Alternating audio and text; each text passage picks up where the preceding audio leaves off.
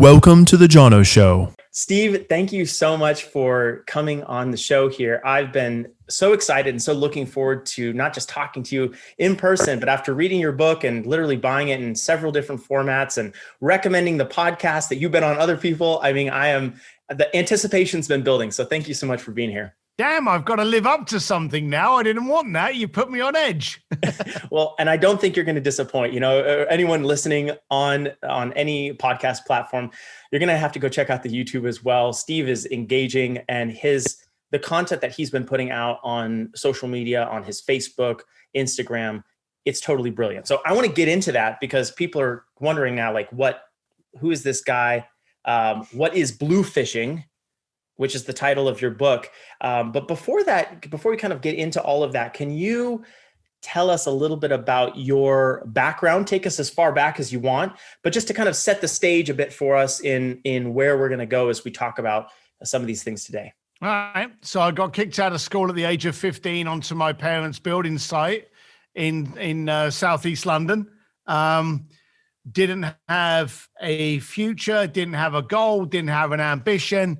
Didn't know what I was going to do other than the fact that I knew for shit it wasn't going to be that.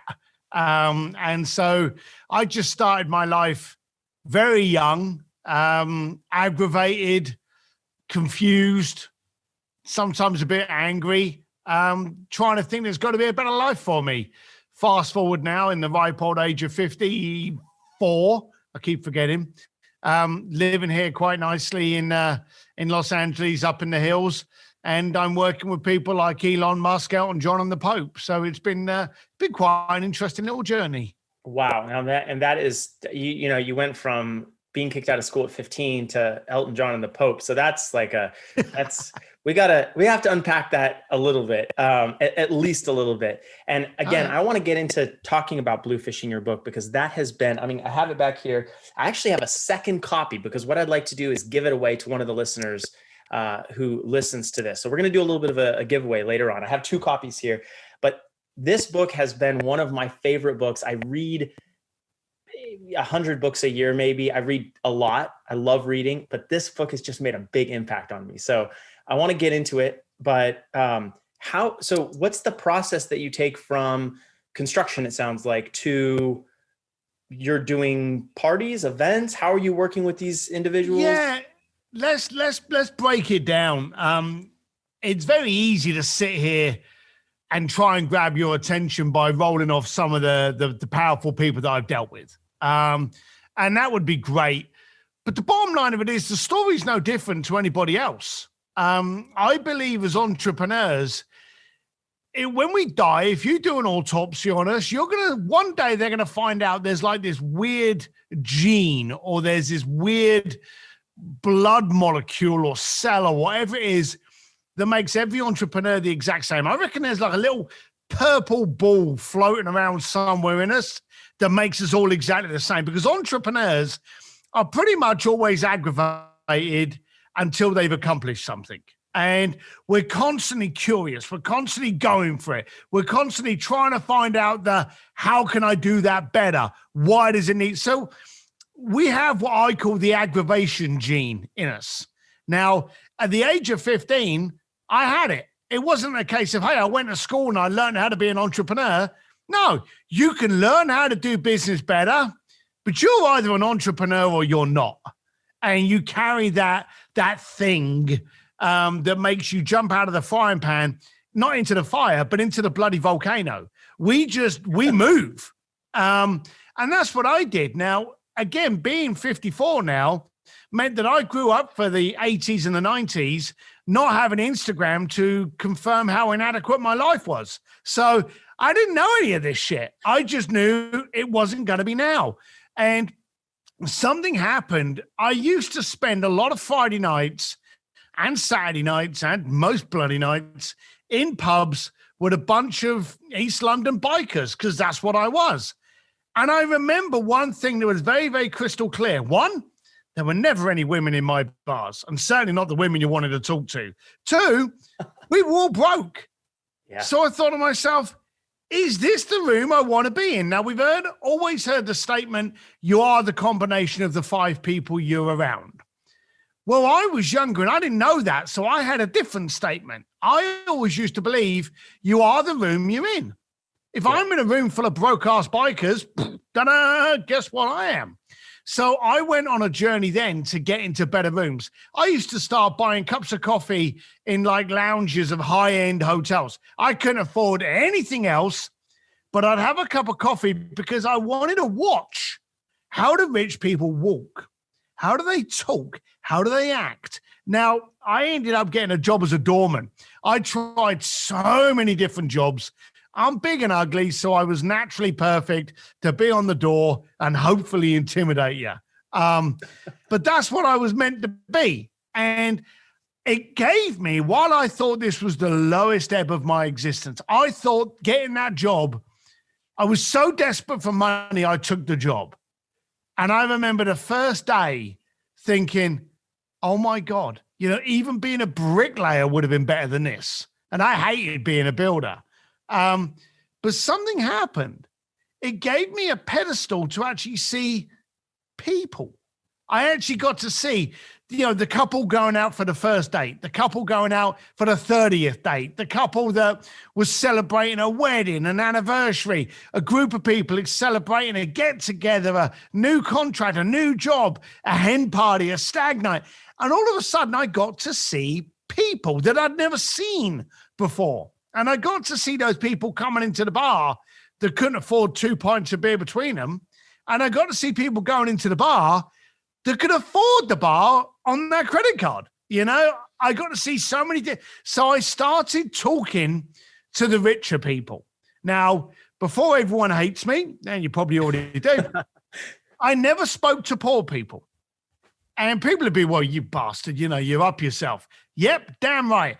I didn't have to speak to poor people because I already knew what poor people thought and felt and walked and talked like, because I was it. I was the king of poor people. Mm-hmm. I was making $600 a bloody week and having to do everything just on that. Yeah. So I knew what it was like to be poor. Why, therefore, stand around with other poor people moaning about life? Because that's what a lot of poor people do. So Good luck to you. I didn't want to throw a pity party. I wanted to hang around with rich people and find out, why are you rich and I'm not? Now, as a doorman, I knew where all the new nightclubs were opening up, all the new bars, when they were going to do a celebrity appearance. I knew all about that. So I became like the Oracle, the Google of the 90s to tell you where all the best nightclubs were. And then I thought, hang on a minute, I'm sending them somewhere else. It's like when people have an affiliate program. You send your clients into somewhere else. Now, have you ever heard the story how Toys R Us taught Amazon to put them out of business? No. You used to, this is honest truth. Toys R Us taught Amazon how to put them out of business because when you went into Toys R Us, they stopped giving you the chance to buy the bigger toys. They would give you a barcode. And when you scanned the barcode at the checkout, they would have their fulfillment center, this company called Amazon, send you the product. So you didn't have to carry it home. They gave you all the benefits of not having to carry it home while teaching Amazon what people wanted. And as soon as you got sent it by Amazon, Amazon would then start sending you adverts for other toys. All of a sudden, Toys R Us was teaching Amazon how to put them out of business, which inevitably they did. Yeah. So I thought to myself, hang on, I'm sending people out of my nightclubs into other people's nightclubs. I can't control them over there. But what if I threw the party myself? So I started taking over clubs and only inviting rich people. Why? Because, again, shock, horror, surprise, poor people can't afford shit. Because I was poor and I knew that for a fact. So invite rich people. Another thing happened. I got in trouble for selling drinks without a liquor license. Now, this was back in the 80s and 90s. Yeah. So then I discovered something. And this is the same with all entrepreneurs. When we realize we've done something wrong, we're faced with two opportunities. One, we stop doing it. That makes you a wantrepreneur. Or we found an alternate angle. That's the conniving, manipulative little bastards that we are because we're entrepreneurs. when I got hit with the liquor license, I said, why? You know, why do I have to have a license? They said, you can't sell food and drink in a bar, you know, because you need a license. What if I give it away? You don't need a license. So then what I started doing was I started throwing parties and charging everyone to turn up $1,000 per person, and all the drink and food inside was free of charge. Okay. Wow. So I found a way that I didn't need a liquor license. Yep. I also found a way of getting rid of poor people, because poor people can't afford $1,000 on a one-night party. So what was my room now full of? Pretty girls and rich people. Yep. Okay. And that's the way it started. So I started doing this in clubs. Then I took over yachts, mansions, penthouses. Before you know it, I'm throwing it in like Monaco and Stade and London and the Hamptons. I'm literally traveling around the planet selling like $5,000 party nights. And along the way, people were like, oh, it's my birthday. I would love to meet Elton John. I would love to be able to play a guitar with ZZ Top. Oh, I'd love to be able to drive a Formula One car at the Ferrari factory. And before you knew it, I was like, well, hang on a minute. How much would you love to do it? Would you love to do it like $500,000 worth? Yeah. And I'll be like, right, let me get it done. So I started doing all of these things, these experiences, these amazing things that Forbes called me the real life Wizard of Oz. But here's the thing you need to understand. I did it for the money, but more importantly, I did it to be able to stand in a room and converse with a billionaire. You imagine if you had a billionaire's attention. Now, imagine if you've got 93 billionaires that are your clients, and you've got the ability to talk to them for hours a month, and you can slip in things like, so Johnny, how did you buy your first company? What made you buy your first company? Why did you sell the company? How do you brand? How do you market? How do you stay in business? How do you make money? What happens when you lose money? How do you make it again? I got to interview people before the world of podcasts. I got to interview people that own things like countries. And I got to ask them these questions. So the concierge firm, it was literally just a Trojan horse. And I have so many questions, speaking of questions, as a result of this. But one thing that I'm just dying to know right now is, at what point was that switch happened? Because I can imagine at a certain point, you were just doing it for the money. And then as you started to be introduced to some of these people, now you're like, wow, there is almost more value in that conversation than there is in whatever fee they're paying me to do the thing. I mean, obviously the fee comes with it as well, but is there a point that kind of like clicked, like, oh my gosh, I'm talking to, you know, a billionaire where you couldn't get access to this person? Well, my switch was actually the other way around. Okay. The first time I started sending rich people to parties was literally just because I wanted to talk to the rich person. The funny thing was, I always thought to myself, and again, go back to the beginning of this podcast, you are the room you're in. Mm-hmm. If I could be in a room full of millionaires, I'd be a millionaire. If I could be in a room full of billionaires, I'd be a billionaire. So my goal was not to get the money out of them. Mm-hmm. The money was the way to get their attention. Okay. I've always said, if you don't pay, they won't pay attention. Okay. So I've always said, hey, I want you to do this. If you want to do it, that'd be great. Wire me 20 grand. Now, the funny thing is, when you wire someone 20 grand, when you call them, they take your phone call. I had their attention. So I never did it. The switch went the other way. My goal was to get rich people to talk to me. I was getting them to talk to me by grabbing their attention. How do you grab a rich person's attention? You charge them a lot of money. Okay. And then, you know, to keep their attention, you fulfill, you actually come through with what you've charged them.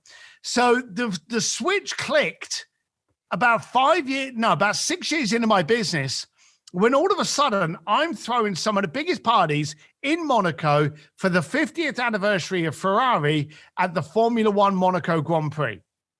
Wow. And I was stood there on a boat going, I had Arnold Schwarzenegger and Sylvester Stallone on the boat, who at the time were doing things like the Rockies, First Blood, and Terminator. I had some of the biggest people. I had Hugh Grant and Elizabeth Hurley on there. I had Prince Albert on there. I had the Agnelli family. Have you ever heard of the Agnelli family? No. They own this company called Ferrari and Fiat, you know. Okay. I had the Sultan of Brunei on there, who at the time was the richest man in the fucking planet.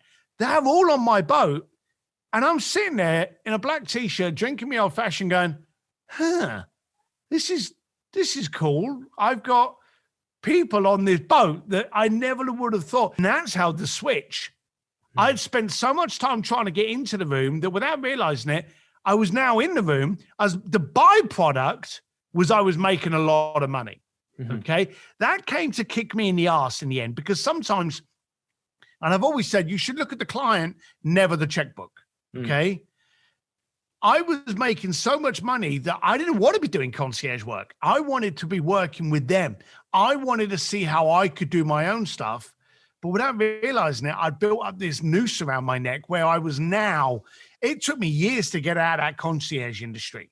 And the book came along and was thankfully the conduit to actually go, well, hang on a minute. I can take everything I've learned from being a 15-year-old bricklayer to working with the Pope and Elon Musk. I can stick it in a book and see if anyone wants it, to see if anyone believes it. If I can take what I've done and give it to people that they can use, well, now that's scalable. And so the book was actually my prayer and my hope that I could impact others in a useful, impactful manner that works for them, to get them to follow more of what I do, that could then grow this new business of getting entrepreneurs to get out of their own fucking way and start doing stuff that works, and stop focusing on, oh, I need this 80-gram CRM. Oh, I've got to lean up against a car I don't freaking own and take a selfie. You know, all of that bullshit, which goes against the key thing that we need in all business, which is credibility.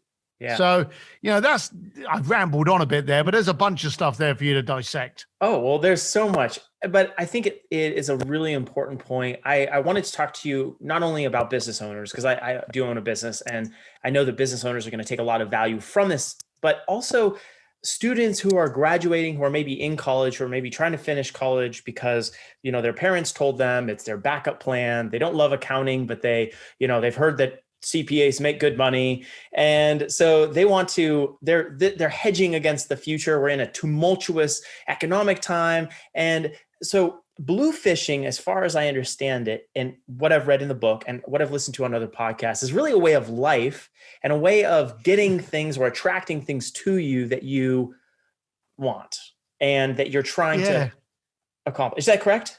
Yeah, it shouldn't have been, but it was.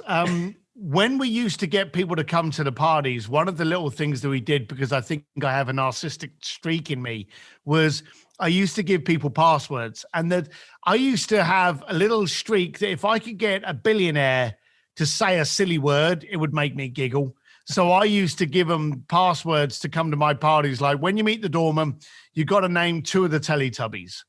Because the idea of having a billionaire walk up and go, Tinky Winky Poe, just made me giggle. But one of the passwords was finish this sentence. And we used to have all these different sentences from Dr. Seuss. 1 fish, 2 fish, red fish. So they would walk up to a door and they'd go, Bluefish, and we'd let them in. Now, what happened was the people thought there was this company called Bluefish. There wasn't. We actually had to make the company because we'd obviously used the Bluefish password too many times.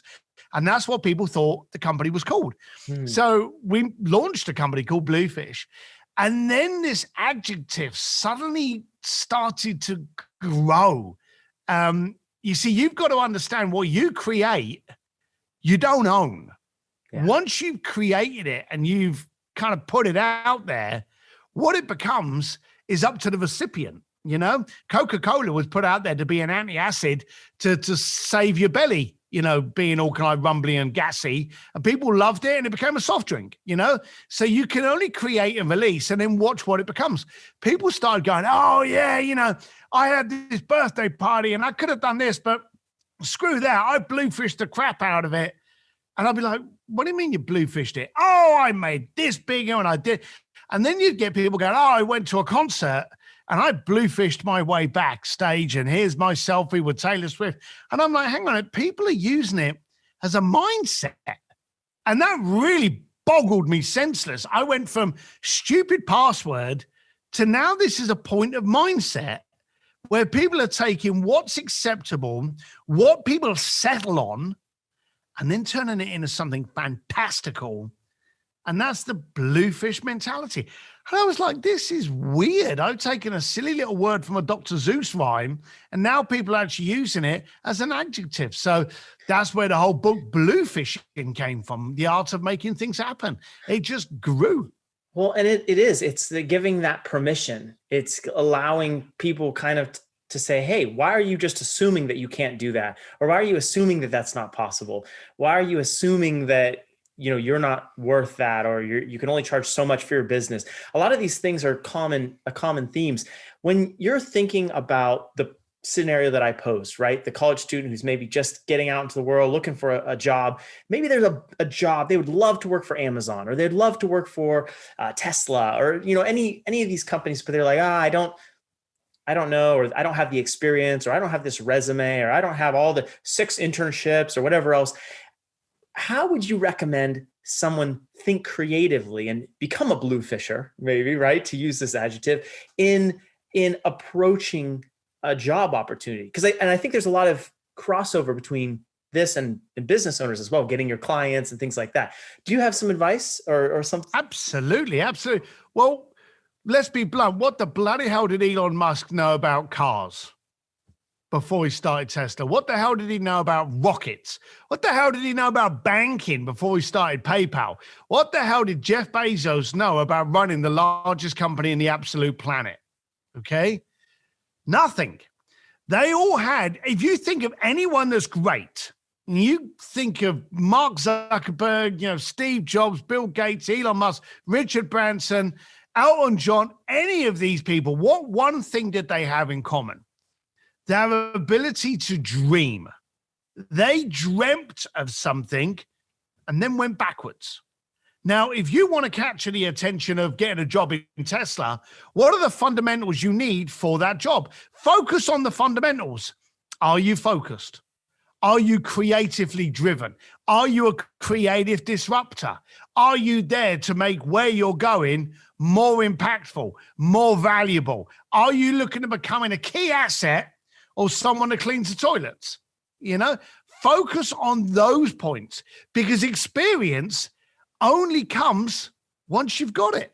And you can't buy it. You can't order it from Amazon. So focus on the attributes that are going to make you a key fundamental asset in where you want to be. Focus on those. And if you really want to come across different, do a video and then maybe put it on a thumb drive and then post it to someone in a brown box, and then stick it in a little box and just go, there you go. This is going to be the best thing you've ever opened up in a box. And put a little welcome card on it, and they open it up as a thumb drive. They whack the thumb drive in and bang. One thing that's really, really cool, I'm going to go beyond the thumb drive, and you want tactics, QR codes. Okay.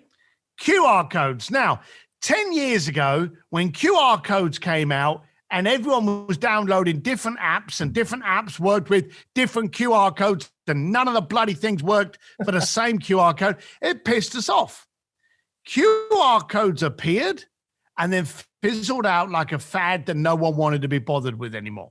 Okay? But who doesn't have a smartphone in their pocket now? Who isn't being asked to scan a QR code now when they go into a restaurant or into a store? We're being taught to use QR codes. Now, bear in mind earlier, who taught Toys R Us to go out of business? Amazon did, okay? Every company out there now is putting printers out of business because they want you to QR code everything, okay? So what you do is send someone a letter, and in that letter, there's a picture of you, and it says, I will be the greatest asset that you have ever met, and this will be the best letter you've opened probably in the next 6 months. Scan this QR code to see why. And when they scan the QR code, there's a video of you going, Timothy, you need to understand why I hold the 4 attributes that will make me the top asset in your company. And you reveal yourself, okay? All came off of a QR. If you want me to take it one step further, I use I think it's qrgenerator.com. And I can actually change the URL of wherever that's being sent. So if you've got a QR code promoting an event that I was doing 6 months ago, I can go into the back end and change it for an up and coming one. So I've always got the ability to manipulate what you're seeing. That's so cool. That is so incredible.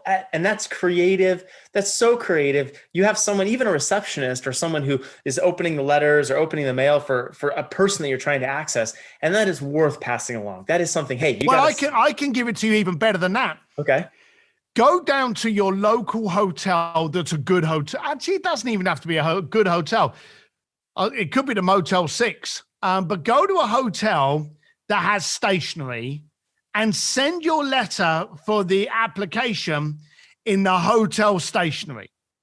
Because what's going to happen is the secretary is going to get that letter and she's going to go, who do we know at this hotel? It must be a friend. And she's not going to open it up and it will get straight through to the guy. And the guy is going to be inquisitive. Now, when you get an envelope and it's got a little window on it and it's got typed in there your address, what do you think that letter is? Business, some sort of business production, something that's generated by a computer. Generated by a computer, and 9 times out of 10, a bill. Correct? Yeah, absolutely. Right. So if you get an envelope from the Mondrian Oriental or the Motel 6 in San Diego, and it's handwritten to you, what's your first thoughts when you see it? I'm super inquisitive. This must Damn be right you are. Yeah. And here's the other thing. How many hands does it take to open up an envelope? All of them. 2. So what do I have now? I have your curiosity and total engagement. Okay. How many fingers does it take to delete an email? 1.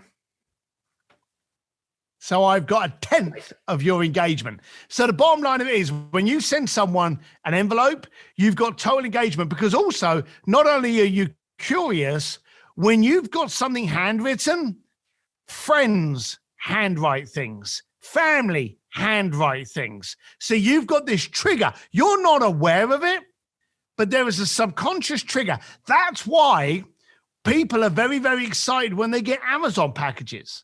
Okay. You know it's toilet roll because you bloody ordered it, but you got a box. People trigger boxes to Christmas and birthdays. That's why people are always excited to get an Amazon box. Work on people's fundamental, basic, raw, impactful, ugly triggers. Wow. Okay. This is just like that bit alone. We should be, you should be charging people money for that totally, because that is incredible. I'll send you an envelope with a little glass, and it'd be my invoice in it. So that way you'll know to ignore it. Perfect. Sounds good.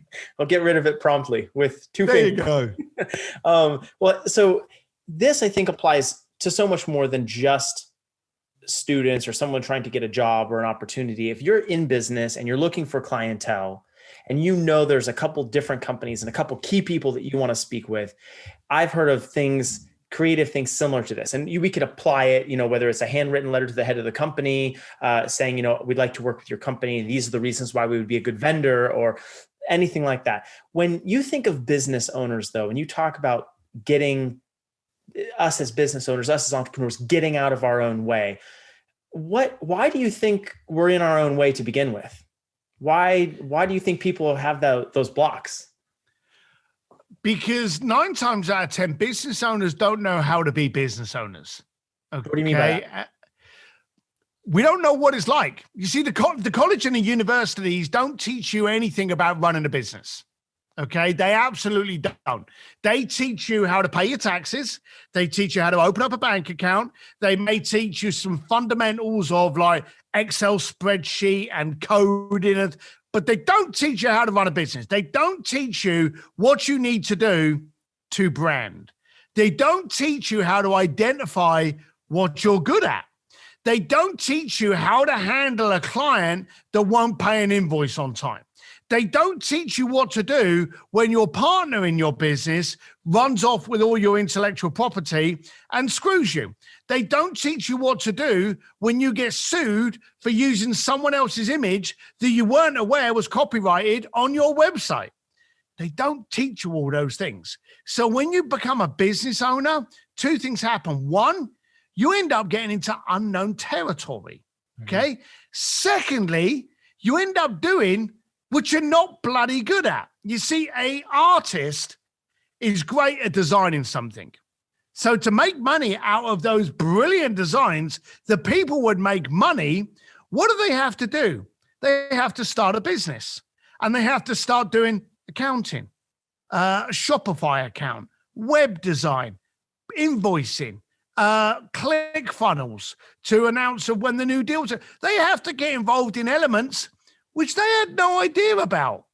But this pushes them away from what they're really good at. You see, Steve Jobs was really good within Apple because he focused on the product. He was the CEO, but he got everyone else to do all the work, and he still focused on the product. He focused on what he was phenomenal at. Elon Musk focuses on what he's phenomenal at. The smart businessman is one that realizes on day one, there's a shitload of stuff here I don't know what to do. So I'm going to employ other people to do what I don't know what to do. And I'm going to focus on what I'm brilliant at, which at the end of the day is the core reason why people buy this product. Okay. And people don't know. They also have been grown up where we look at the businessman and the businesswoman as the person that sits behind the big desk in the big office in the big skyscraper in Manhattan, okay? Some of the richest people in the planet work from home wearing jogging bottoms and occasionally a freaking shirt, you know, and do the business from home. You're a businessman. I'm a businessman. I am now here talking to you in my studio, which is also just happens to be a garage to 16 motorcycles. Am I less of a businessman because I'm here? No. Yeah. It's the new, but the trouble is you're not going to see a program tonight where a millionaire businessman is sitting in a homemade studio. But the thing is, most of them are now, and we don't see it. So we're confused. So I do a lot of coaching with people, and I have an Entrepreneur's Advantage Facebook page, and I have Sims to stay. I'm there to turn around and go, hey, the world is not what you're being forced to believe it is. The world is where you can be most impactful, how you can do what you want to do as you. We don't know what a normal, you don't know how Mark Zuckerberg lives his life. You don't know how Jeff Bezos lives his life, okay? And I guarantee you, and I know they've made a lot of mistakes and they've grown from their mistakes, but you don't know what it's like until you're confronted with that first mistake. So you've got to get used to, and one of my golden lines, get comfortable with being uncomfortable. That's what an entrepreneur is. And every entrepreneur I just mentioned to you got comfortable with it and then moved on to the next bit, made a mistake, got uncomfortable, got comfortable, moved to the next step. It's a classic line to grow up. The confidence that it takes to run a business or start a business, I think sometimes comes from the process of those mistakes that you're talking about, because you're progressing and you feel that stacking up as now the expertise that you can provide. I have a question though about that. You know, you mentioned people post up against Ferraris or fancy cars or trying to impress people, right? When you see someone doing that, you know, maybe they're like, I'm passionate about impacting people's businesses. And so they're these kind of fake gurus, right? They're these people who are fronting, they're putting on a show, they're maybe dressing up in a fancy business suit because they want to get people to give them money for their, you know, $99 coaching course or whatever it is, you know, that they have set up through a ClickFunnels. What's the difference between them and someone who's maybe not confident, even though they've done the work, they've had the experiences, you know, they've been at the fronts of bars and they have all of that stuff, but they aren't taking that jump because they're like, I'm not that engaging, charismatic, front of house person, you know. What's the switch there? I mean, is there some encouragement? Would you give? Do they have to be that person? How can they add value? How can that person add value, I guess, when it seems like there's so much noise in this space, in the business space, of people just trying to like talk as loud as they can on all the social media channels without actually knowing something about anything except well, the I market. actually did a posting the other day that said, wouldn't it be amazing if all influencers had actually been forced to achieve something before they're allowed to be influencers? Yes. So, and you've actually got a quote on the left-hand side of you: win, lose, learn. So there is a reason that people that win the lottery lose their money and run out of money, because they didn't make it. The greatest lesson in business, believe it or not, is never when you're successful. It's when you lose it all. Because making money is one thing. And then when you lose it, it teaches you everything you did wrong, everything you trusted that was right, everything you thought you could handle that you lost. Those are all the lessons. You don't make money from making money. You make money from losing money, and then it becoming empowering, and it becoming educational, and you now becoming experienced. I have lost money. I have made tons of money. I have lost tons of money. But the arrogance that I carry is that I know how to make money. I could lose all my shit tomorrow and I'd go, oh, fuck. And then I would go, okay, what have I done in the past? And what did I do wrong here? And then I'll be back up on my game. See, that's where the experience is. The fakers and the flakers are out there trying to grab you with bikinis and hot cars, okay? Where's the substance? Now, today we're in a credibility currency. I think COVID's going to get rid of a lot of those arse wipes, because we look at them and go, okay, you're leaning up against the car. Woohoo! What can you teach me? You see, I don't give a flying fart how brilliant you are. I don't care about you until you show me how you can make me brilliant. That's the key. That's the differentiator. I don't shoot up against a beautiful car because I don't own a car. I own motorcycles. Anyone that knows me knows I'm two-wheel forever until I probably fall off one and die. But that's me. Does that make me less successful? Does that make me less credible? Does that make me less experienced? Far from it. Today, what we've got to do is go, okay, it looks good, but how can you assure me that it is good? How did you learn it?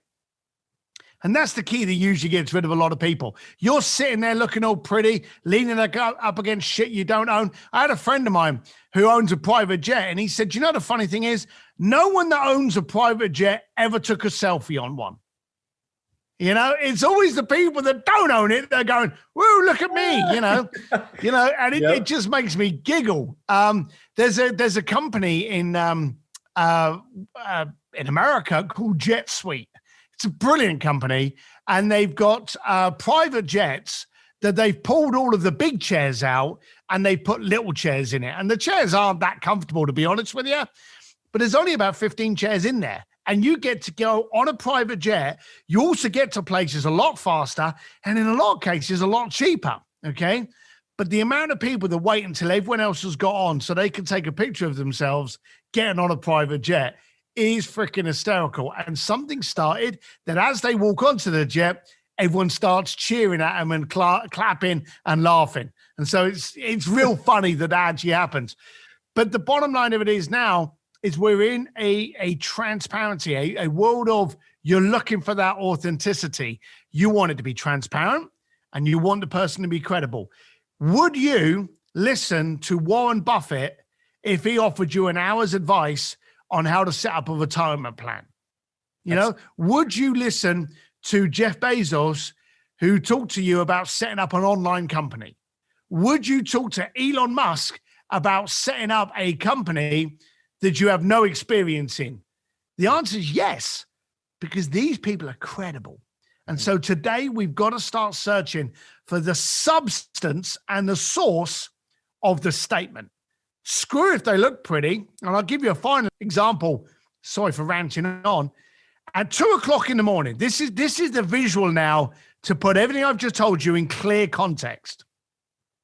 At 2 o'clock in the morning, you've got a raging headache.